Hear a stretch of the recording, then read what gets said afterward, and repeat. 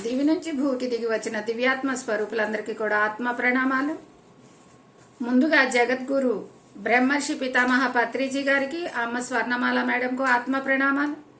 గురువు గారికి, గురువు గారైన సదానంద యోగీశ్వర్ల వారికి ఆత్మ ప్రణామాలు. ప్రతిరోజు నిత్యం మనకు ఆత్మజ్ఞానాన్ని, ధ్యానాన్ని అందిస్తున్న మునిబాబు సార్కు, సుగుణ మేడంకు ఆత్మ ప్రణామాలు. ఆత్మ ప్రణామాలు ఫ్రెండ్స్. మనం స్వాధ్యాయనంలో భాగంగా ఆత్మాయనం అనే బుక్ను చదువుకుంటూ ఉన్నాము.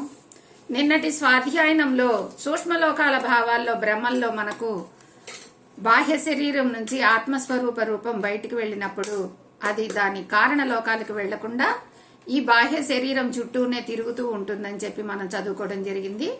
ఇప్పుడు అక్కడి నుంచి చదువుకుందాం. సూక్ష్మలోకం భావాల మరి భ్రమల లోకం.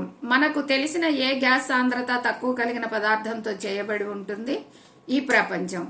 సూక్ష్మ శరీరం భావావేశాల వాహకం. భావాలు ప్రాణమయ పదార్థ ప్రకంపనలతో ఏర్పడతాయి.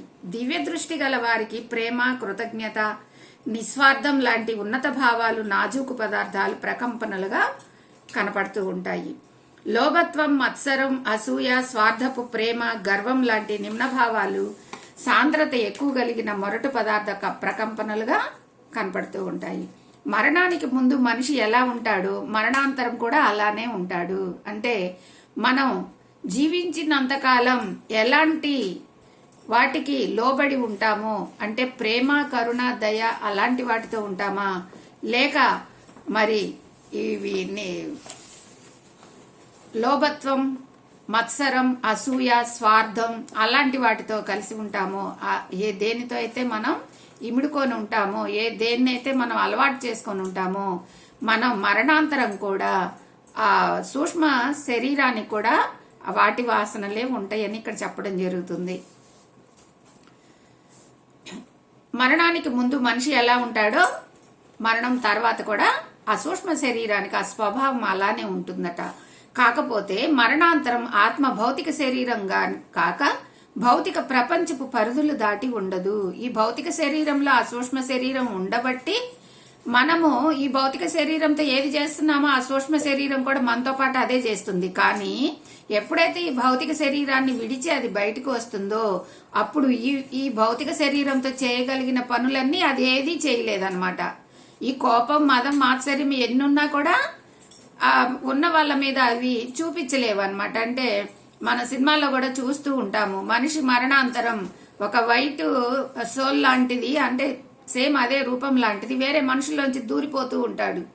గోడల్లోంచి దూరిపోతున్నట్టు, తలుపులోంచి దూరిపోతున్నట్టు మనకి సినిమాల్లో చూపిస్తూ ఉంటారు. అంటే తాను బాహ్య దేహంతో ఏదైతే పనులు చేయగలుగుతామో సూక్ష్మ రూపంతో అయితే అవి చేయలేము. వాటికి ఈ వాసనలు అయితే ఉంటాయి గాని చర్యలు మాత్రం ఉండవు అని చెప్పడం జరుగుతుంది అనమాట. మంచి గుణాలు, అవగుణాలు అన్ని అలానే ఉంటాయి. మంచి గుణాలైన దయ, మరి శాంతి, కరుణ వీటితో కలిగి ఉన్నా కూడా వాటి రూపాలు కూడా అలానే ఉంటాయి. వాటికి కూడా ఆ సూక్ష్మ రూపానికి అవి అంటుకొని ఉంటాయి కానీ వాటి వల్ల ఉపయోగం ఏమీ ఉండదు. ఇప్పుడు ఎవరన్నా మరణాంతరం పక్కన ఉన్న వాళ్ళు ఏడుస్తూ ఉంటారు, ఆ సూక్ష్మ రూపం వెళ్ళి కన్నీళ్లు తొడవాలని ట్రై చేస్తుంది కానీ ఏమీ ఉండదు. ఎందుకంటే దానికి ప్రేమతత్వం ఉంది కాబట్టి. అంటే మనిషి జీవించి ఉన్నప్పుడు ఆ మనుషుల పట్ల ప్రేమతో కలిగి ఉంటాడు కాబట్టి, ప్రేమను కలిగి ఉంటాడు కాబట్టి మరణాంతరం కూడా ఆ ప్రేమతత్వాన్ని వాళ్ళకి నిరూపించుకోవడం కోసం కళ్ళకు నీళ్లు తొడవాలని, దగ్గరికి తీసుకొని హక్కు చేసుకోవాలని, ఏడవద్దు నేను బతికే ఉన్నాను చనిపోలేదని చెప్పడానికి ఎలుగెత్తి నోరు తెరిచి అరుస్తూ ఉంటాడు. కానీ అవేవి కూడా వాళ్ళకి తెలియదు అనమాట. అంటే చర్య రూపంగా ఏది కూడా అది వినికిడిలోకి రాదు.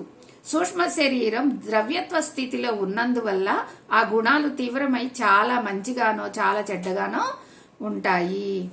భౌతిక స్థాయిలో ఉన్నప్పుడు ఉన్న కొద్దిపాటి వైరం ఇక్కడికి వచ్చేసరికి బద్ధ విరోధంగాను ద్వేషంగాను మారుతుంది. బ్రతికి ఉన్నప్పుడు ఎవరి మీదైనా ద్వేషం ఉందనుకోండి, ఆ సూక్ష్మ రూపంలోకి వెళ్ళిన తర్వాత ఇంకాస్త డబుల్ అవుతుందంట.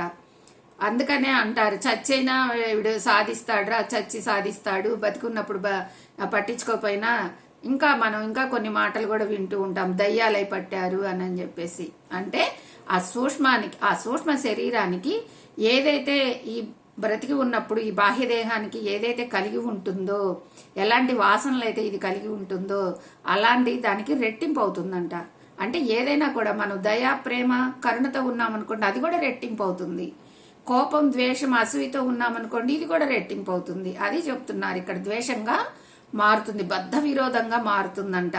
ఇరు పక్షాలకు అప్రియంగా తయారవుతుంది. ఇంకా వాళ్ళంటే ఏదో ఒకటి చేసేయాలి అన్నంత కసిగా ఉంటుందంట. అదే భౌతిక శరీరంలో ఉన్నట్లయితే ప్రేమాభిమానంతో కూడిన ఒక చిన్న పని వల్ల ఎదుటి వాళ్లతో ప్రేమ ప్రబుల్లి చక్కని ప్రశాంతత, సఖ్యత కలిగి వాతావరణం ఏర్పడుతుంది. అదే దేహం ఉన్నప్పుడే మనం ఆ అసూయని, ద్వేషాన్ని మార్చుకున్నట్లయితే, ఈ పాయింట్ మనం జాగ్రత్తగా గ్రహించాలి మాస్టర్స్. మనము ఈ జీవన ప్రయాణంలో ఈ దేహము ఉన్నప్పుడే మనం మన లోపల ఉన్న మన ఆలోచనలని, మన మాటలని, మన కంటి చూపుని, మన నడవడికని ప్రతిదీ మార్చుకొని సాధనలో మార్చుకోవాలని గురువు గారు మనకి పదే పదే చెప్తుంది. దీనికోసమే ఎప్పుడైనా ఈ దేహం ఉన్నప్పుడే మనకి ఎవరిపైనైనా ద్వేషాలు గాని, కోపాలు గాని ఉన్నట్టయితే వాటిని మార్చుకున్నట్లయితే వాటి ప్రేమ పెబుల్లి చక్కని ప్రశాంతమైన సఖ్యత కలిగిన వాతావరణం ఏర్పడుతుంది.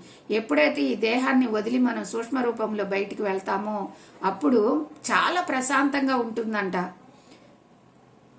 ఎంతో హాయిగా ఒక ఒక ఒక ప్రపంచంలోకి, ఒక ఆనందకరమైన ప్రపంచంలోకి, ఒక అద్భుతమైన ప్రపంచంలోకి నేను ఆ దేహంలోంచి విడుదలయ్యానన్న భావన కలుగుతుందన్నమాట. అక్కడ కోపం కానీ, ద్వేషం కానీ ఏమీ ఉండవు అన్నమాట. ఎంతో ప్రశాంతంగా ఉండటం జరుగుతుంది.